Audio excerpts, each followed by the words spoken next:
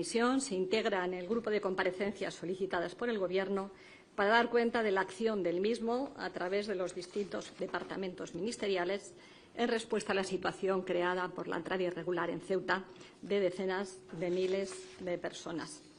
Por ello, les informaré de aquellas cuestiones relacionadas con las actuaciones desarrolladas por las Fuerzas Armadas en apoyo de las fuerzas y cuerpos de seguridad del Estado, así como en las demás autoridades que dependen del Ministerio de Defensa, el CNI y el CIFAS.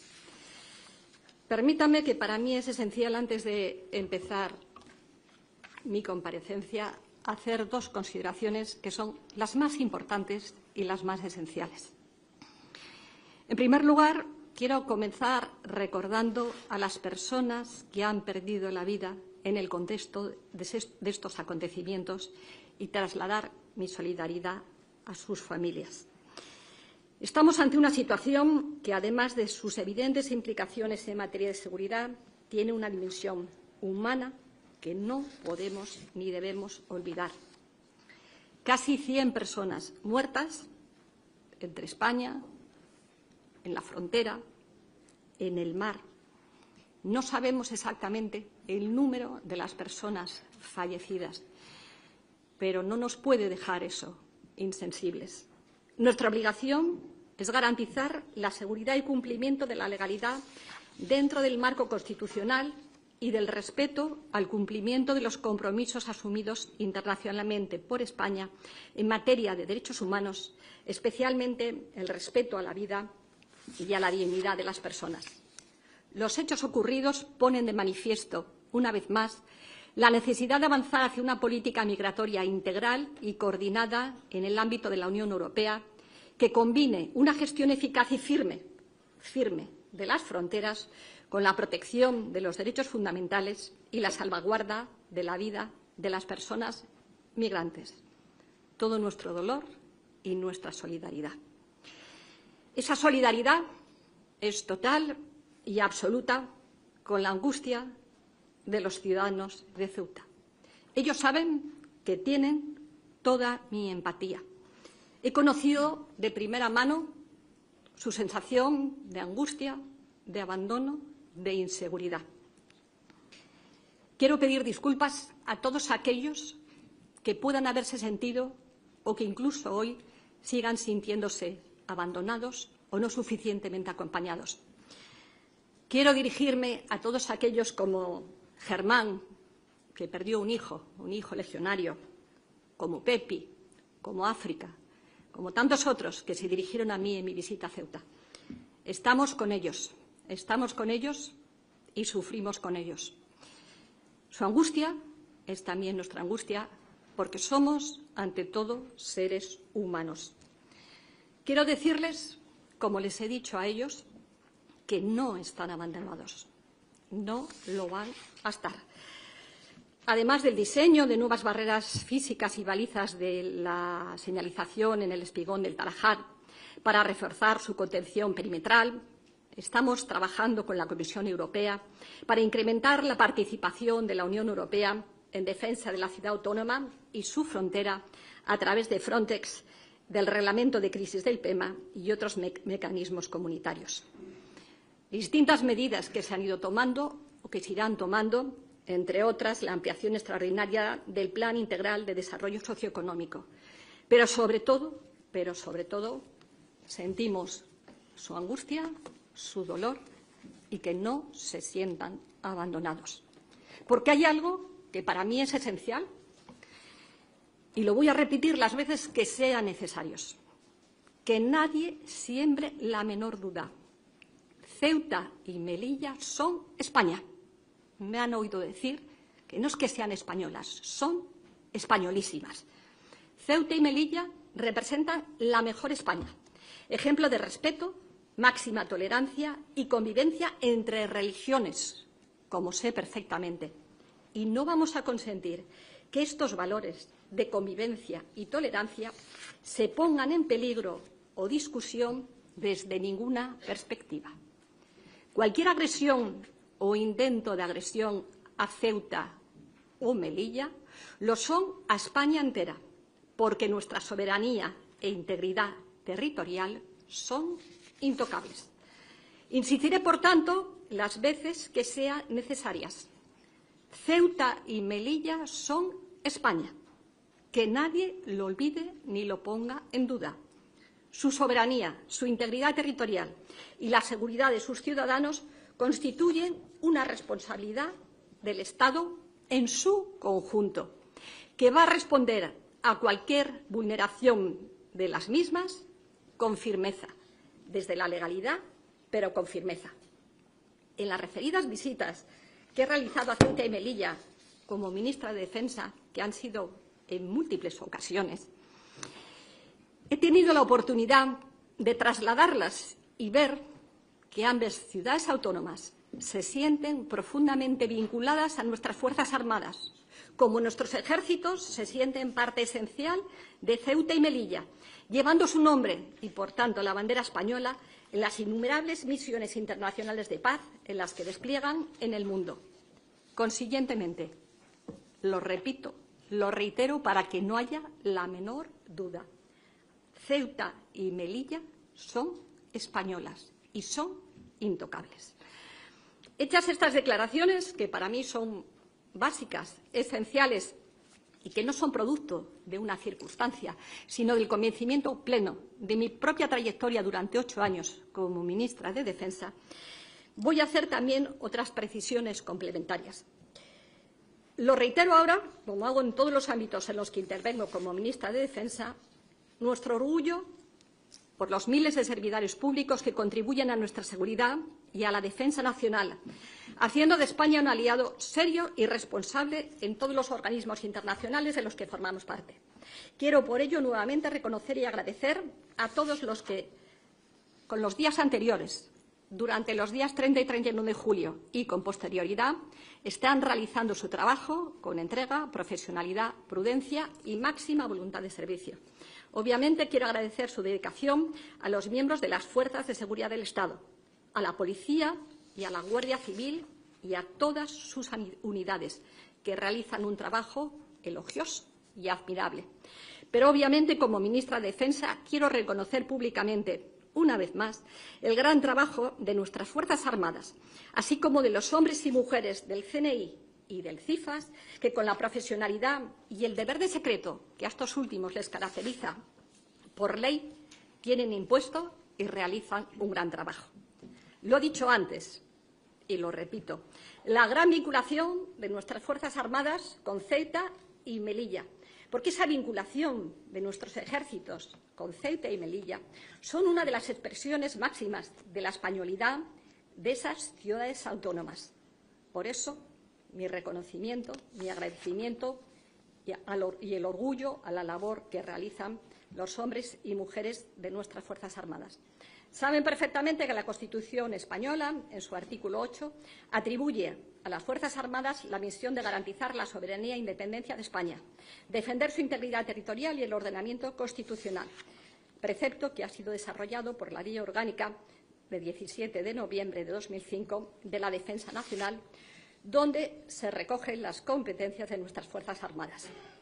Para el cumplimiento de las misiones que nuestra legislación otorga a nuestras Fuerzas Armadas, se realizan unas actuaciones básicas, como son la vigilancia de los espacios marítimos, aéreos y terrestres, en defensa de la soberanía e independencia de España.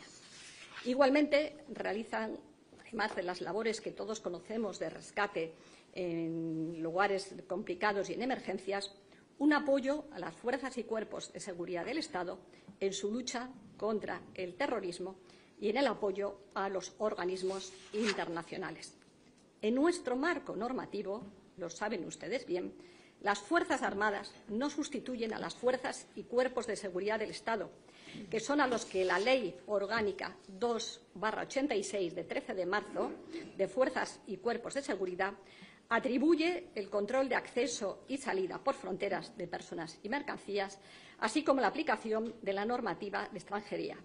Pero las Fuerzas Armadas actúan dentro de sus propias competencias en apoyo a esas fuerzas de seguridad del Estado y del resto de administraciones cuando así les son solicitadas por las autoridades competentes.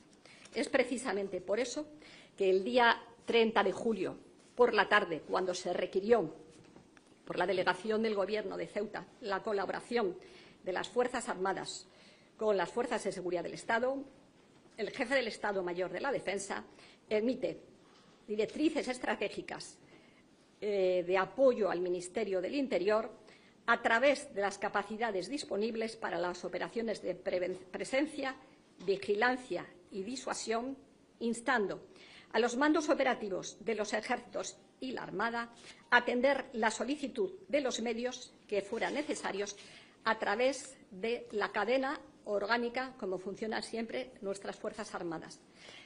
Luego me referiré más a ello, pero la conducción operacional ha sido llevada y está dirigida por el jefe del Estado Mayor de la Defensa, por el comandante del mando de operaciones.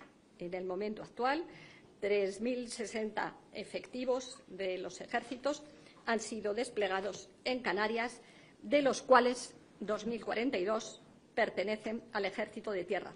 Lo decía antes, nuestras Fuerzas Armadas, nuestros hombres y mujeres, llevan días trabajando de manera continuada, en condiciones complejas, con prudencia, con profesionalidad y con plena disposición al servicio de España y de los ciudadanos de Ceuta, de los que forman parte, porque muchas de nuestras tropas en Ceuta son ceutíes o viven desde hace muchos años en Ceuta. Sus familias son miembros, lógicamente, protagonistas de la realidad de esa ciudad autónoma y sienten la misma como unos ciudadanos más. Ese agradecimiento a nuestras Fuerzas Armadas, luego, obviamente, muy extensivo al CIFAS, al Servicio de Inteligencia de nuestras Fuerzas Armadas, y al Centro Nacional de Inteligencia, y muy en particular a esos 25 miembros del Centro Nacional de Inteligencia que tienen su destino secreto, pero que prestan sus servicios y desarrollan su misión en Ceuta, monitorizando a diario la situación en la zona desde múltiples perspectivas: relaciones con los países fronterizos, la situación geopolítica en el flanco sur, la actuación de las mafias organizadas, la utilización por estas de las redes, el auge e incremento del terrorismo yihadista y, obviamente, el desarrollo de la migración irregular, atendiendo a la situación de los países vecinos, del Sahel, así como aquellas actuaciones desestabilizadoras mediante amenazas híbridas realizadas por agentes internacionales. El deber de secreto legalmente impuesto, que es una garantía para su actuación, opera muchas veces como una losa al impedir que se pueda dar publicidad a las actuaciones que realizan.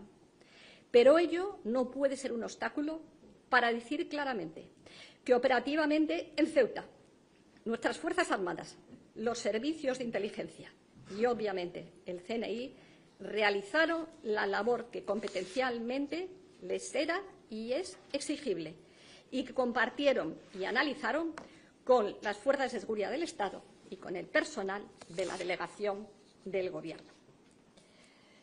Como decía anteriormente, es imprescindible tener en cuenta que los hechos ocurridos en Ceuta ponen de manifiesto, una vez más, la necesidad de avanzar y reforzar una política migratoria integral y coordinada en el ámbito de la Unión Europea que refuerce precisamente una gestión eficaz de las fronteras con la protección de los derechos fundamentales de los migrantes, en especial el derecho a la vida y a su dignidad, para que estos no puedan ser utilizados por mafias criminales o por terroristas radicales de todo género. Porque además es igualmente esencial remarcar las amenazas híbridas cada día más desarrolladas, existentes, mediante la utilización de seres humanos, muchas veces indefensos, comportando un grave ataque no solo a los derechos fundamentales de estos seres humanos, sino, lo que es más importante, a los mecanismos de seguridad y valores de las sociedades democráticas, con una clara finalidad desestabilizadora y para cuya ejecución desestabilizadora, esa utilización de seres humanos vulnerables, las redes sociales son un instrumento esencial.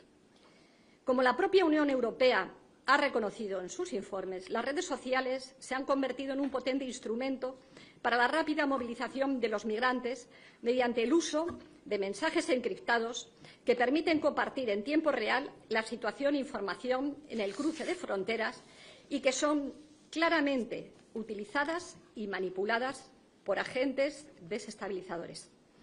La velocidad de las comunicaciones digitales amplía los retos y dificultades de policías de fronteras y de los servicios de seguridad e inteligencia para reaccionar a tiempo ante los intentos migratorios cuando estos se realizan masificadamente, es decir, en masa. A ello se añade una realidad: la dificultad de impedir material y físicamente, mediante la utilización de fuerza, esas avalanchas de cientos o miles de personas cuando entran, y que no podrían evitarse esas avalanchas ni siquiera con la utilización mínimamente proporcional de material antidisturbios y no digamos, obviamente, de otros medios armados. La tragedia, el número de muertos, sería incontable. En definitiva, como señalan los servicios de la Unión Europea, contrarrestar la desinformación y disrupción de las redes que usan en múltiples ocasiones sistemas de comunicación descentralizados y encriptados presenta una evidente y enorme dificultad. Analizando lo ocurrido en Ceuta en estos contextos, puede hablarse, siguiendo un informe del Estado Mayor de la Defensa, de una crisis en 3 fases con límites a veces difusos, pero que en todo caso, se corresponden a situaciones de características muy concretas. Según este informe del Estado Mayor de la Defensa, la primera fase podríamos denominarla de migración concentrada. Iría desde la sentencia del Tribunal Supremo de 8 de julio de 2026 hasta la mañana del día 30. Se trata de la preparación y ejecución de un cruce por mar realizado por un número de migrantes que para esos días eran de varios centenares, pero que poco a poco se fueron incrementando a miles. Se evidencia claramente en esos días, en esa primera fase, un efecto llamada favorecido por una interpretación interesada de la sentencia del Tribunal Supremo a la que antes me he referido y por el mensaje que en esas redes se transmite de una supuesta disminución de efectivos policiales en el lado marroquí como consecuencia de la celebración de la fiesta del trono. En esa primera fase se detecta gran actividad, especialmente en grupos de Facebook que estaban ya creados con anterioridad con la finalidad de organizar cruces a Ceuta. La información en esos días es eminentemente práctica, sobre itinerarios, equipos, adquisición de trajes de neopreno y aletas, así como instrucciones para acceder a Ceuta a nado. La segunda fase, que denominan y podemos denominar de asalto masivo, puede situarse a partir de las 11 de la mañana, 11:30 de la mañana del día 30 de julio. En esta fase, varias decenas de miles de personas cruzaron la frontera dominados por una sensación de urgencia. El análisis de las imágenes evidencia que la inmensa mayoría no estaban preparados, no habían planeado el cruce y aprovechaban una ventana de oportunidad. Las páginas de Facebook que habían estado activas hasta ese día dejan de ser accesibles y en su lugar proliferan otras de difusión rápida, otros canales de Facebook y, sobre todo, la utilización de TikTok, en las que se trasladan mensajes con informaciones e imágenes de personas pasando la frontera sin obstáculo alguno, de mensajes reivindicativos sobre la marroquinidad de Ceuta y Melilla, así como imágenes que tratarían de evidenciar una inactividad de las autoridades fronterizas junto con el paso por estas fronteras sin dificultades de vehículos cargados de potenciales candidatos a entrar. La tercera fase es la del retorno masivo a Marruecos, que empieza paulatinamente en el ocaso del 30 de julio. un elevadísimo número de personas, podemos decir que aproximadamente el 90% de los que han entrado, constatan que la situación en Ceuta es difícilmente sostenible. Las narrativas en redes, en este caso, son de desencanto, con acusaciones y amenazas a los musulmanes ceutíes de no haberles apoyado e incitaciones a realizar ciberataques a organismos españoles y propuestas de sabotajes contra el sistema de distribución eléctrica en Ceuta. A primeras horas del día 1 de agosto tiene su máxima expresión ese retorno voluntario que todavía, a fecha de hoy, se sigue produciendo.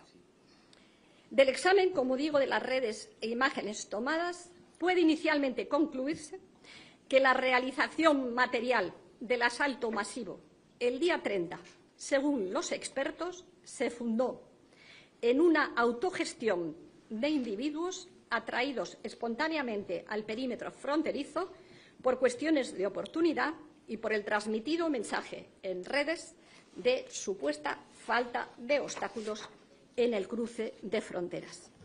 A esta descripción de las tres fases que hemos hecho vamos a darle un desarrollo cronológico con la descripción de hechos públicos, conocidos y documentados.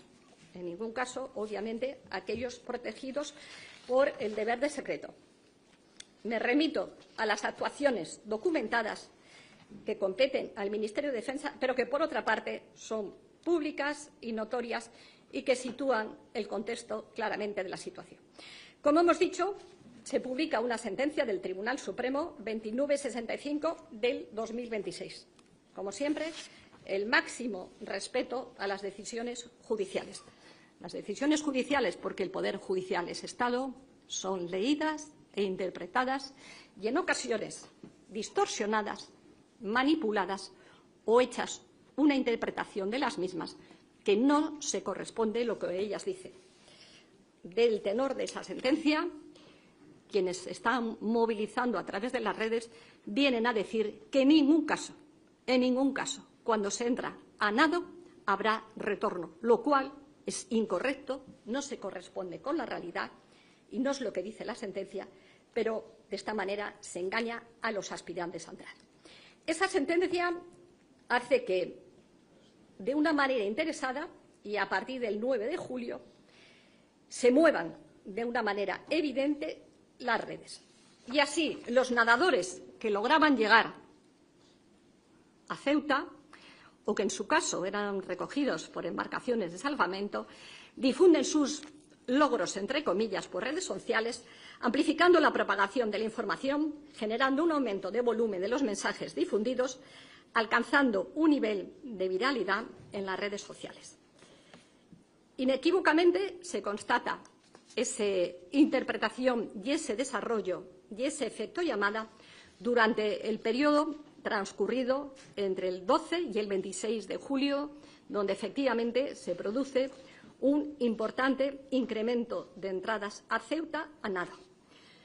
Como todo el mundo conoce, el lunes 27 se produce una reunión entre el presidente de Ceuta y el delegado del Gobierno, en el que, y es una reunión a la que se le ha dado la máxima publicidad en todos los medios de comunicación, se analiza ese incremento de nadadoras que están llegando a Ceuta de forma irregular a diario, unos 150, y se alerta del posible colapso de los servicios locales si la situación continúa. Hay que decir que el presidente y el delegado del Gobierno realizan, ambas instituciones, un comunicado público en el que recogen expresamente la presión extraordinaria sobre los recursos de acogida que se está desbordando y se señala expresamente que es necesario una respuesta extraordinaria e inmediata.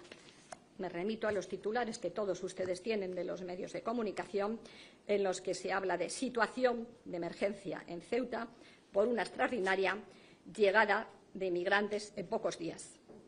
Las redes se siguen alimentando de toda esta situación, de tal manera que el día 29 se produce una convocatoria en redes por grupos de WhatsApp y de Facebook, en la que se insta a la gente a intentar entrar a nado y saltando la valla, aprovechando, se dice, en esos grupos, algunos de los cuales con un seguimiento de 180.000 usuarios, aprovechando al día siguiente la celebración de las fiestas del Trono. Sobre las 11 de la mañana, y a través de la monitorización de las fronteras, 11 de la mañana estamos en el día 30, se observan familias enteras rodeando el espigón a nado. A las 11:30 se inicia el asalto masivo con un flujo de entrada de 5.200 migrantes por hora, que obviamente sobrepasaría cualquier capacidad de contención y de control fronterizo. A las 20 horas ya estaban en Ceuta entre 45.000 y 55.000 migrantes. A las 7 de la tarde, los comerciantes, ante la situación de inseguridad, empiezan a cerrar las puertas de los establecimientos. A las 20:30 se solicita el despliegue del personal militar ante la petición del delegado del Gobierno de que se actúe en apoyo de las fuerzas y cuerpos de seguridad del Estado. Como he dicho, se dicta la instrucción del GEMAT en los términos señalados. A las 23 horas, en el ejercicio de esa labor de apoyo, se inicia el embolsamiento de migrantes en el polígono del Tarajal y en zonas cercanas. A las 3 de la madrugada se observa, a través de las cámaras fronterizas, la existencia de incendios y actos vandálicos del otro lado de la frontera contra las fuerzas de seguridad marroquíes. La primera vez que se observa. A las 7 de la mañana se calcula que han accedido unos 60.000 migrantes. Por esa razón, se refuerzan las patrullas militares con las fuerzas de seguridad para contribuir al retorno siempre voluntario, lo que llamamos el jalonamiento de los migrantes, así como a lo largo del día se realizan patrullas para información y vigilancia en hipermercados, calles y otros establecimientos públicos. Paralelamente, se empiezan a producir, como hemos dicho, los retornos voluntarios, esa tercera fase, que alcanza un número importante a partir de las 9:30 horas del día 1 de agosto. De tal forma que sobre las 14:30 horas del día 1 de agosto se contabilizaban en 25.000 los retornos voluntarios que continuaron durante ese día y a lo largo de los días siguientes hasta llegar, como hemos dicho, casi al 90% de los que han vuelto. Es imprescindible remarcar que los retornos en aquellas circunstancias de aquellos que habían entrado por mar solo podían darse de forma voluntaria en aplicación estricta de lo que decía la sentencia del Tribunal Supremo. Es conocida nuestra legislación y es conocida también la legislación respecto de los menores. Quiero señalar también que se inician a lo largo de esa tarde por las Fuerzas Armadas los traslados de cadáveres del antiguo hospital militar y se continúa con la búsqueda de cuerpos de los desaparecidos. La magnitud de la situación y las necesidades planteadas ante una avalancha en masa, una avalancha que se autoorganiza, que evidentemente está movida por unas redes a las que luego me referiré, hace que se produzca una situación hasta que se inicia el retorno que hicieron necesaria reforzar las capacidades militares disponibles en Ceuta. El mando de operaciones, a través del mando operativo terrestre, dispone de una capacidad permanente para desarrollar misiones propias de presencia, vigilancia y disuasión en la ciudad autónoma, como he dicho antes. Sin embargo, las características y la dimensión de la crisis hicieron necesario emplear las capacidades disponibles de las distintas unidades del Ejército de Tierra pertenecientes a la Comandancia General de Ceuta, con el personal que se encontraba disponible en esos momentos para poder apoyar a las fuerzas y cuerpos de seguridad del Estado. Como he dicho, se ha ido incrementando la presencia, que incluso se ha ido reforzando de manera ostensible a lo largo de los 2 días, hasta llegar al número de los más de 3.000 militares que tenemos en este momento. El grueso lo constituye la capacidad de la propia Comandancia General de Ceuta y de las unidades que la integran. A todos ellos, mi reconocimiento y mi felicitación por el trabajo que ha realizado. Quiero incluir los elementos de mando y apoyo, tercio de la Legión y regimiento de regulares, las capacidades del regimiento mixto de artillería, los regimientos de ingenieros y caballería y unidades logísticas, así como los apoyos necesarios para garantizar el sostenimiento del dispositivo. Se ha reforzado la capacidad de apoyo logístico de la Comandancia General mediante una unidad de servicios de base, la USBA, que contribuyó a atender las necesidades de alojamiento, alimentación y seguridad de los acontecimientos.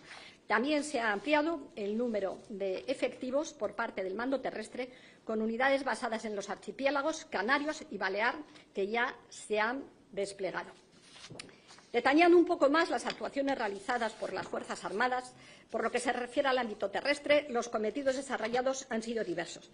Las unidades militares han prestado apoyo, y es lo más importante, al despliegue de la Guardia Civil en el perímetro fronterizo, reforzando su presencia allí donde se solicitó. Han desarrollado también labores de vigilancia y presencia en diferentes zonas de Ceuta y de su campo exterior, contribuyendo a evitar posibles asentamientos y a prevenir situaciones que pudieran alterar la seguridad o la normalidad. Se han realizado y se están realizando, y lo saben bien los ciudadanos, y lo ven cuando van al supermercado o cuando van a la compra o cuando van a los sitios donde van, han visto cómo se han reforzado las patrullas de presencia, vigilancia y disuasión. Entre el 4 y el 21 de agosto se han realizado un total de 1.600 patrullas móviles, 1.200 durante el día y 400 durante la noche. Se ha prestado apoyo en el jalonamiento de itinerarios determinados por las fuerzas y cuerpos de seguridad del Estado, así como la organización y agrupamiento de grupos de inmigrantes, siempre en coordinación con las autoridades responsables y siempre, como digo, en el ámbito de las actuaciones de apoyo a nuestras fuerzas y seguridad del Estado dentro de las competencias que les son propias.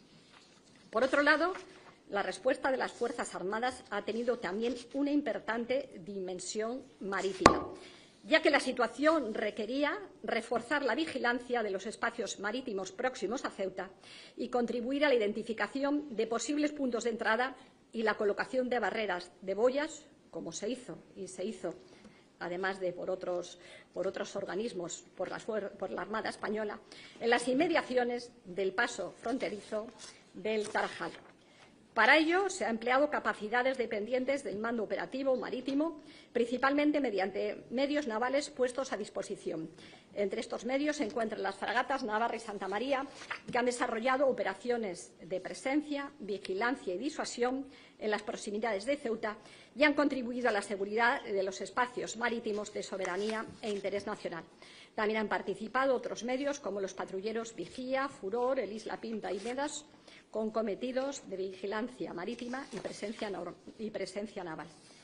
Por su parte, los buques de acción marítima Rayo y Tornado han sido empleados para misiones de carácter logístico, concretamente para el transporte de material desde Canarias a la zona.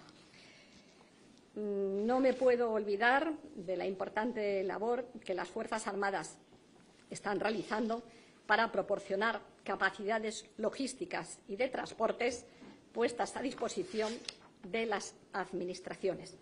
E igualmente quiero remarcar el gran trabajo de apoyo que se ha hecho de las fuerzas de la seguridad del Estado para el refuerzo de las fronteras ante las llamadas, los llamamientos que había a través de redes, igual que en casos anteriores, para otra invasión a nado de Ceuta. Las labores de disuasión que realizaron las Fuerzas Armadas en apoyo de esas fuerzas de seguridad del Estado en el control de las fronteras determinó, entre otras circunstancias, que ese publicitado asalto no tuviera lugar. Señorías, no quiero terminar mi intervención sin señalar que de esta crisis, como de cualquier otra, hay que sacar y aprender lecciones que nos permitan analizar lo ocurrido y sacar consecuencias. No nos engañemos. Hay muchas cuestiones que tardarán tiempo en saberse, otras que incluso no llegaremos a conocer. Actores interesados que probablemente hayan favorecido esta crisis o estén utilizándola con una clara finalidad política de desestabilización, no solo de España, sino también de la Unión Europea, en un contexto internacional con la guerra en Ucrania, la situación en Oriente Medio y el repunte del radicalismo integrista a lo largo del continente africano. La evidente constatación de la proliferación de ataques y amenazas híbridas hace más necesario que nunca el refuerzo de una actuación conjunta de las sociedades democráticas en defensa de nuestros valores y del respeto a la vida y dignidad de todos los seres humanos. La Unión Europea tiene que seguir teniendo un papel esencial en este ámbito, como también tienen que tenerlo las fuerzas policiales, los servicios de inteligencia y las autoridades judiciales, para luchar contra la delincuencia organizada y contra las mafias que trafican con seres humanos. Es imprescindible la ayuda económica y social a los países de donde procede esa inmigración para acabar con las circunstancias que mueven a tantos jóvenes a dejar sus países con rumbo al que creen un destino mejor y donde tantos perderán sus vidas. España y Marruecos, como países que comparten frontera, deben continuar trabajando conjuntamente y sin regatear medios ni esfuerzos para atajar la inmigración irregular. Reitero, agradeciendo de manera muy especial a los hombres y mujeres de las Fuerzas Armadas que están desplegados en Ceuta, realizando labores de vigilancia, tanto en tierra como en la mar, trabajando en los puestos de mando, manteniendo los apoyos logísticos, transportando personal y material o apoyando a las fuerzas y cuerpos de seguridad del Estado, así como a todos aquellos que desde sus unidades y desde sus puestos de trabajo hacen posible que esta respuesta pueda mantenerse durante el tiempo que sea necesario. Son profesionales excepcionales, como son los hombres y mujeres del CIFAS y del Centro Nacional de Inteligencia. Y, sobre todo, nuestra admiración, apoyo, empatía y solidaridad con los ciudadanos de Ceuta y Melilla, que conviven y nos dan ejemplo cada día en un clima de respeto y tolerancia, compartiendo distintas visiones de la vida e incluso religiones. Quiero también rendir mi homenaje a las autoridades públicas que allí trabajan, encabezadas por su presidente, Juan Jesús Vivas, y por todas las fuerzas políticas que están en la ciudad de Ceuta, y también con una especial mención a la policía local de Ceuta, que está realizando y ha realizado un trabajo. Nuestros ciudadanos de Ceuta y Melilla son la mejor representación de España, la mejor representación de España. Un país solidario con todos, pero firmemente comprometido con su integridad territorial y la defensa de su soberanía nacional. Una España con un liderazgo claro en defensa de valores como la paz, la libertad y respeto a todos los derechos humanos, en particular la vida y la dignidad de las personas. Y que precisamente por ello, por ese compromiso, será firme contra cualquier amenaza o agresión a Ceuta o Melilla, porque cualquier amenaza o agresión que se realice a cualquiera de esas dos ciudades autónomas lo es a España en su conjunto. Lo digo claro. Lo sucedido el pasado 30 de julio no puede volver a ocurrir. Muchas gracias.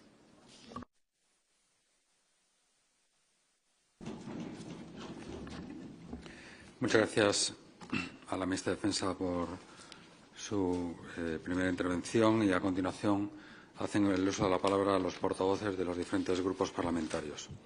Tiene la palabra por el Grupo Parlamentario Popular la señora Muñoz. Sí, muchas gracias. Señora ministra,